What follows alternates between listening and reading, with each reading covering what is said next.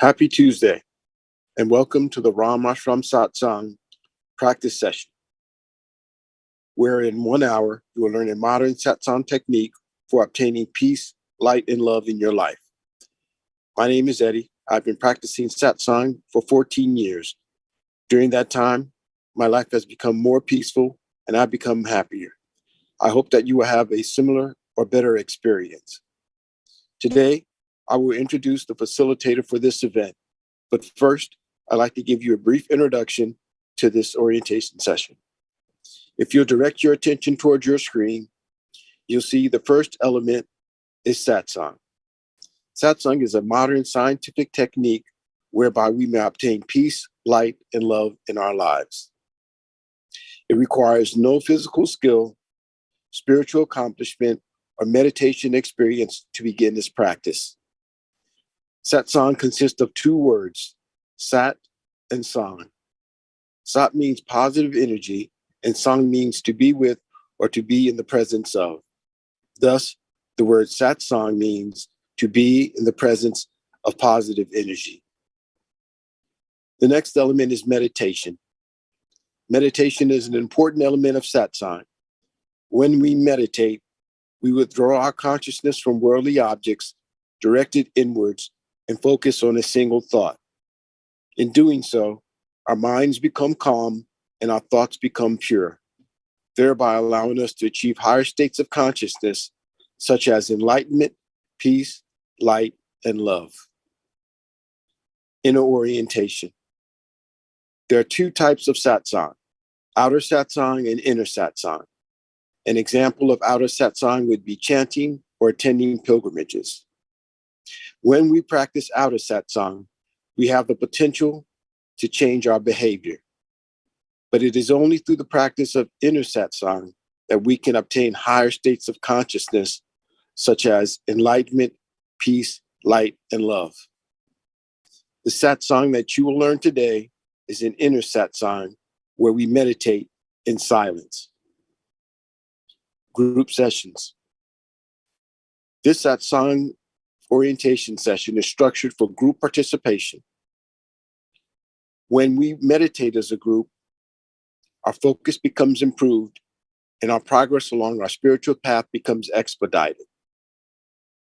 By regularly attending these orientation sessions, your potential along your spiritual path is amplified.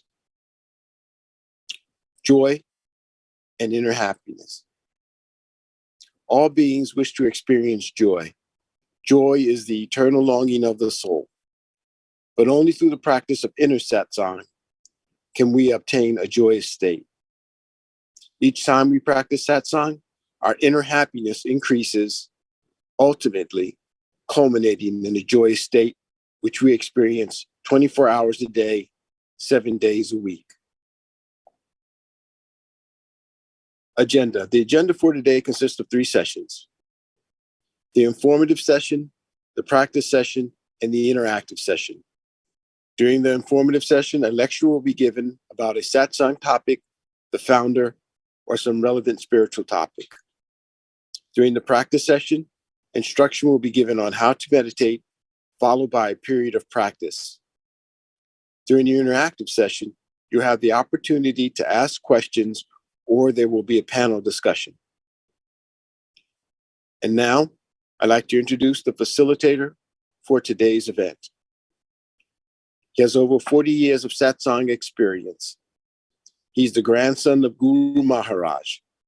He was born into a Satsang family where he experienced his family members obtain enlightenment and lead lives of peace, light, and love. At an early age, he began traveling with the mission throughout India, spreading Satsang. And upon arriving here to the United States, both he and his wife continued conducting Satsang for Satsangis. During that time, he has led efforts to translate important Hindi material into English, as well as establish online Satsang whereby people all over the world were able to participate in Satsang practice. He currently travels throughout India and the United States conducting Satsangs. while maintaining his duties as a husband, a father, and an IT executive. Today, he will teach us a rare ancient form of satsang as taught by Guru Maharaj. Please join me in welcoming Mr. Sanjeev Kumarji.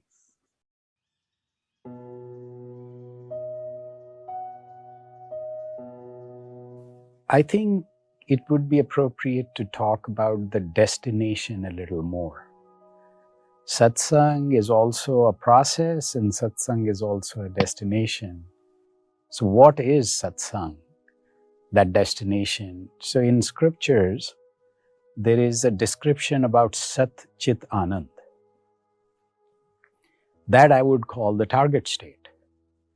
The Sat, which is positive energy or something that doesn't change. So to me, that transcendental energy and becoming one with it is satsang. And that is the first part of Satchidanand, Sat. So being in union, being in presence of transcendental energy is one part of the target state. The second part is Chit. Now, Chit is another word which probably doesn't have a clear equivalent in English, but maybe we can think of it as subconscious mind or unconscious mind. I can very simply describe or illustrate the difference between the mind and the subconscious mind. Chit is the peaceful part of the mind. Now, how do we understand that? Let's say you look at the ocean. The surface of the ocean has tremendous waves. And sometimes they're so powerful, then enormous and huge ships would sink because of that turbulence. And scriptures have described that world is like that ocean, Bhavsagar, where these waves never stop. But the same ocean, if you go deeper. So I actually watched a documentary where a scientist actually goes in a capsule very, very, very deep into the ocean. When you go deeper into the ocean, what you find is that there are no more waves and there is like stillness of the kind that cannot be imagined at the surface of the same ocean. So you are in the ocean, but not on the surface. You are way deep in there. The deeper you go, the more calmer, quieter, and still it gets. That's the same with you. That's the same with us. The deeper we go into our mind, that's called Chit here, and that's where peace lives. So to find peace, you have to go deeper within us. The Sat, the transcendental energy we need to be one with. Chit, which is the deep eye, the depth within which the deep meditation will take you. That's where peace is. And what will that bring? Anand, or joy. So basically, be energized by the cosmic energy, be at peace, and be, in a state of constant joy. That's our target state. That's where satsang takes you. Satsang basically is also to be with someone who is in that state, and because it is an infectious state. This target state is very infectious. So in the sense that if you achieved that target state, everyone around you will be affected by it without any effort on your part. And that's what Guru Maharaj did. And that's what you can do if we continue to pursue the path, the 5 steps towards inner peace. The target state will take us there. Another way that I would like to describe it is in the 5 steps, the 5 realms that describe the path to inner peace. The first 2 are they're still early parts of the journey where you have to change your direction. Your desires and emotions have to be controlled through practices and other ways and means, which satsang helps you with. Yam and niyam would help you with. Asanas and pranayams will help you with. But then at the top of the 3rd realm, you will find light. So the 4th realm essentially is all about light, knowledge. 5th realm is about love and compassion and unconditional giving, unconditional love that knows no limits. And then you reach the top of the pyramid or top of these 5 realms, which is the zone of everlasting peace. So light, 4th realm, love, 5th realm, and beyond that is the zone of peace. So light, love, and peace can also be described as the target state.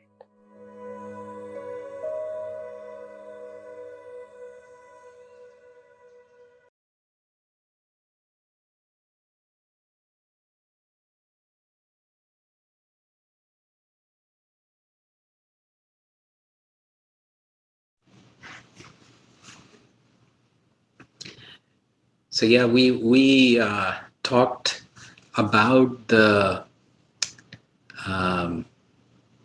target state where we can get to with satsang, and I have said that this definition of love, light, and peace. While I had been talking about the 5 steps to inner peace, which has been described in Upanishads, thousands of years ago, and I really like this model because one, it talks about vertical progress.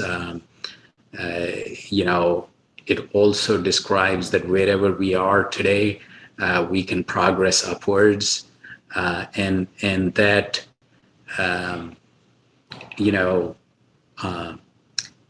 that ultimate goal has 5 milestones, and it's something that I intend to describe. Like each milestone has very, very distinct characteristics.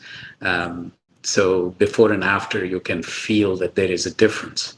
But I was describing that for a while, but I never realized that people that I respect, who have been my mentors and people who have taught me what satsang is, they all had a particular,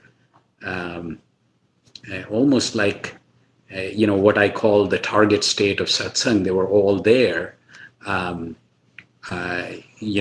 while their personalities were different, but the common elements were love, light, and peace.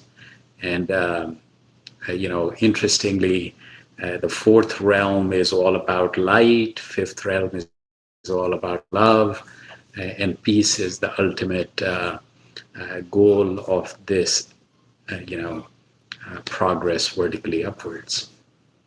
So it was something that, I was trying to understand like where these people were and how to describe that. And I was describing this model, and then I found that there is this common element of love, light, and peace. So it's not just buzzwords. We hear this, but here light is, it describes, you know, a state where clarity, it's the third eye. So two eyes show you the material world, and the third eye shows you the inner world, or how, you know, your almost like discretionary capabilities in the sense of what's right, what's wrong, how deep you can go into a subject, you know, and you know, interestingly, you know, Panditji Maharaj, who was one of my grandfather's followers, he once said, it's not that, you know, people think that once the third eye opens up, you know, it's very. He said it's very, very simple. That is when love thy neighbor becomes reality, because you know, earlier had this bond with your inner circle, with your within your family, or you know, and then suddenly that opens up and you find everybody, and your neighbor could be anybody, and you find that there is a connection. There is, you know, a connection with the nature, with other people, with you know, other conscious beings, and that becomes you know, as clear as anything else, and that just changes your perspective completely. So that is why satsang is a transformative journey. But anyway, we'll talk about all this after the meditation. You know, understanding where satsang can take you is as important as you know, kind of walking through the journey and enjoying the journey. So it's a journey which you need to understand and enjoy, and then it's a destination which also describes where you're headed to and why. So you know, people are already I think on vacation, etc. So we will have next Saturday session, and then we'll take a couple of week break, and we'll come back on January 7th. So yeah, there is, I think on 17th, we'll have the session, and then a bit of a break, and then back on January 7th. And Kelly, today we will have no music because it's a pretty intimate session anyway, just a few of us. So I'll skip the music. I'll talk about how to meditate now, and then we'll go straight into silent meditation. Music helps a little bit, but you know, for the longest time, especially this session, I never used to have music.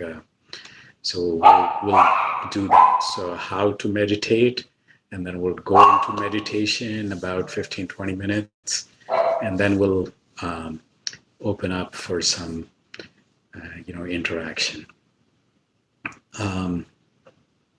Okay, so relaxed posture, just sit in a relaxed posture so that for the period of meditation, you know, the bodily movement is minimized, because every time we move the body, the mind moves with it, and the idea is that we don't do that. We want to stay still as far as possible. And I remember my grandmother once, she would come and sit.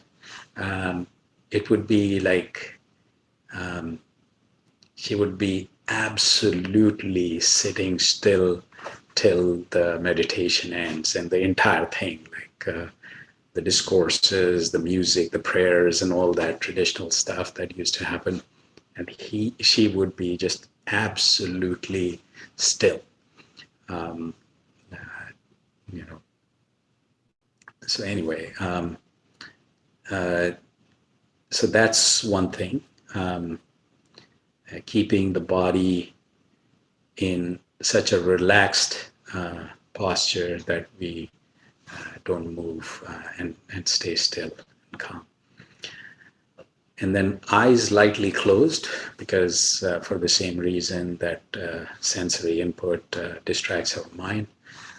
So eyes lightly closed, body in a relaxed posture. And then think of this transcendental energy in form of light that's right here with us.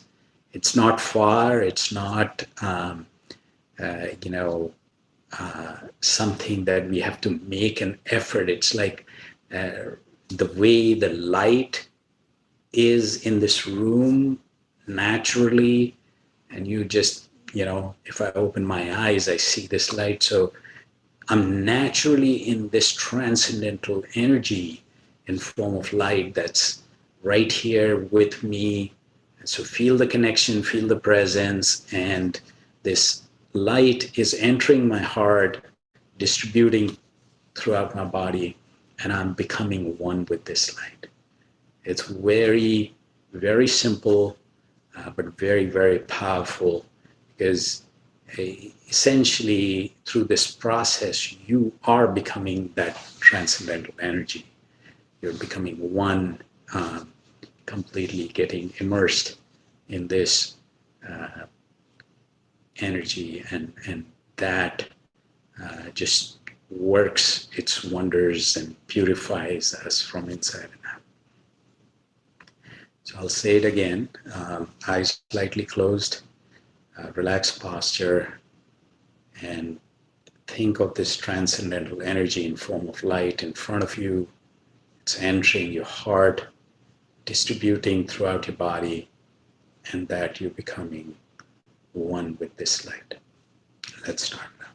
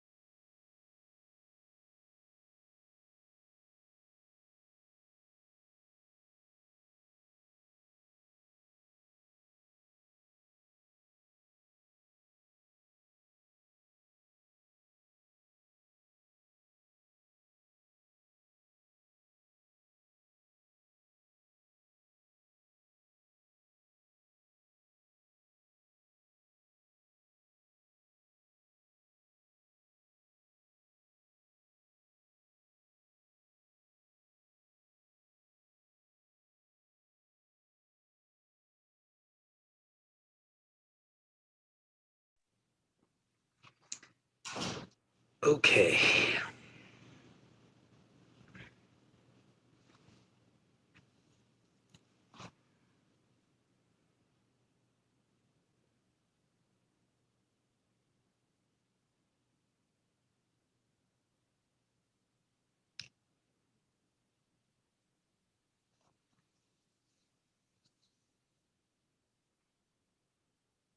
So Kelly, how did this go? With no transition.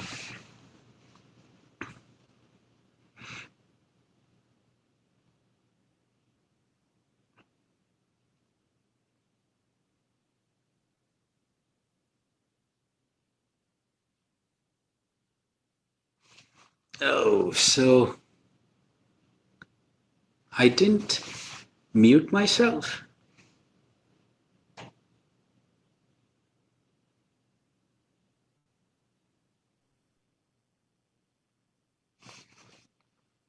Hmm.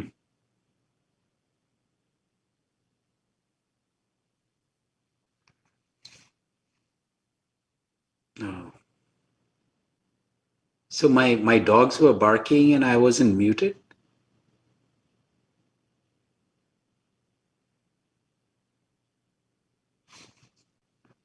Oh, earlier. Oh, yes, yes. Okay. At least during the meditation, I thought I forgot to.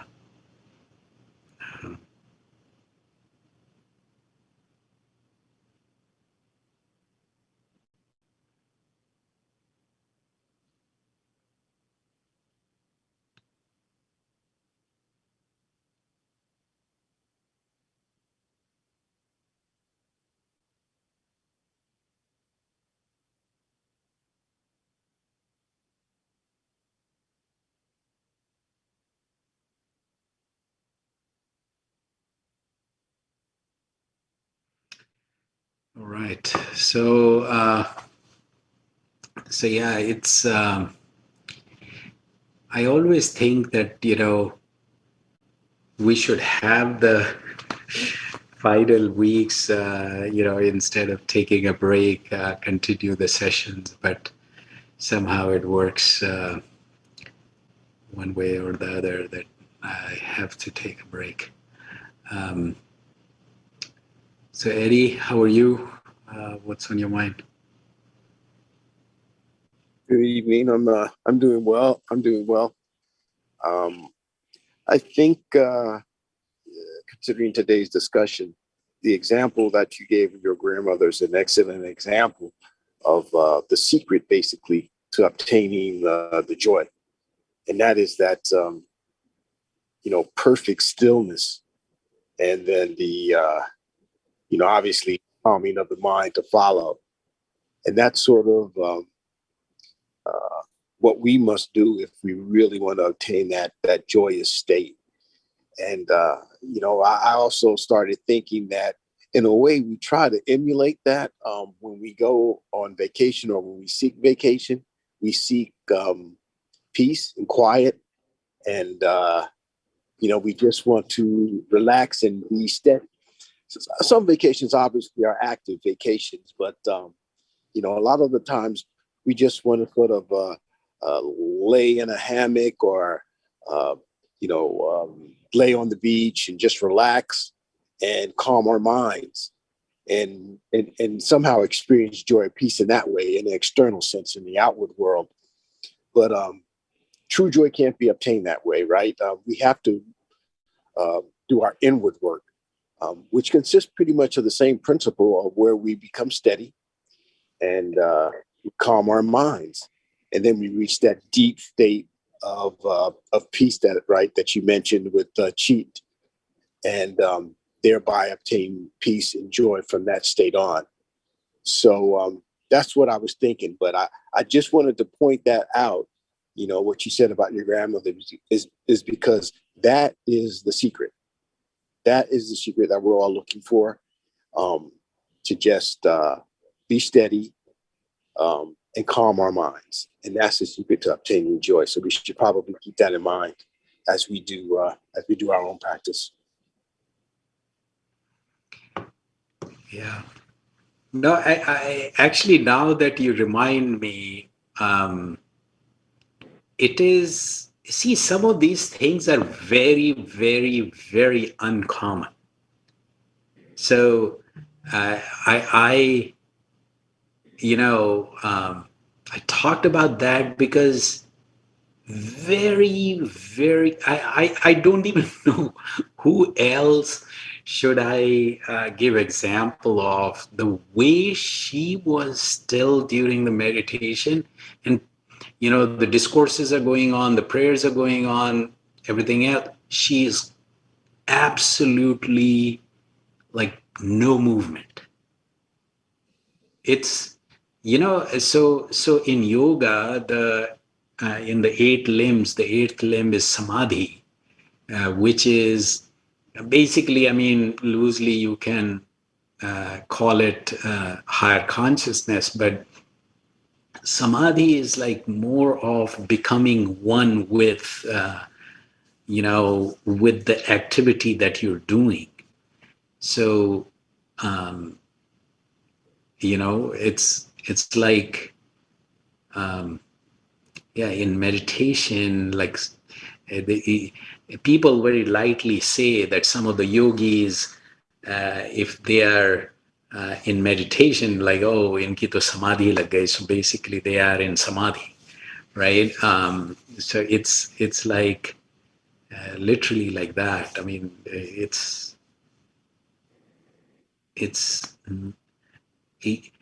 I think one of the reasons why yoga had asanas and pranayams, which are like physical and breathing exercises, is because it kind of tones your body and breathing in a way that you can then be still. So it gives you that strength, gives you that ability to stay still during meditation. So it was in preparation of being still in meditation, and having the concentration of mind, because that goes along with my other machine had the noise canceling mic, which can take away this barking, but I think this has a good camera, and I think it's a good audio too, but it doesn't probably use noise canceling. So Kelly, if you want, you can continue to you know use the chat to communicate.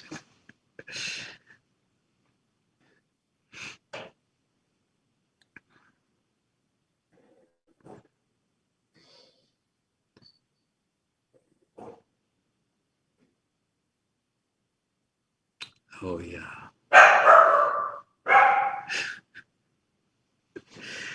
Oops. I think noise canceling microphones are much better. I was just test driving this new device.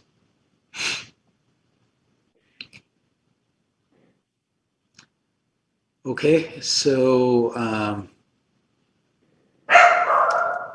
all right, Kelly. So we'll see you on Saturday. So Eddie, well, what's the final word for today? I really think that was it. That secret, because it's so important. It's just the activity of the mind is what separates us from attaining that joyous state. And so, by just being steady and being able to calm our minds and reach that deep state of peace, that exists in chi, then we can obtain that joyous state. So we should just remember that. If we can do that for, a minute, 2 minutes, 3 minutes each time we practice, then consider that a win. Yeah. Really consider that a win. because it all comes down to that. You know, just being able to withdraw the mind from its worldly activities and thoughts and just reaching that deep state of peace, and then you'll achieve that joy. So that's where I'm at right now, and I'm going to, now that you brought it up and sort of um, reminded me of that, I'm going to keep that in mind now, probably at least for the next week or so when I practice meditating. Just remind myself of that, and then consider the example that you gave about your grandmother, and so that will probably help me as well to try to emulate that. So, thanks for that story. Yeah.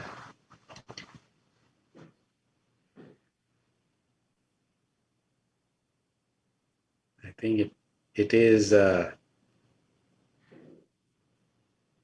it's a state in itself. It's in a way it's an accomplishment or the result of doing whatever you were doing, as well as the ability to just detach slash disconnect in a way that